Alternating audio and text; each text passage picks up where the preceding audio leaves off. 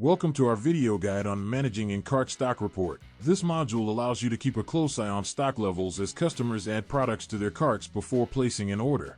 Follow this step-by-step tutorial to install, navigate, and utilize the in-cart stock report module efficiently.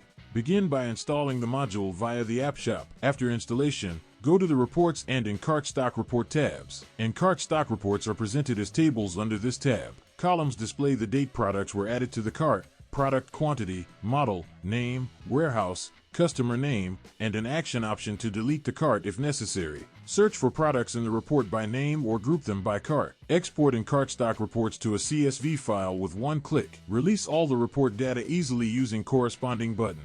For convenient handling of numerous records, set the display quantity per page. Select a preferred number from the drop-down list.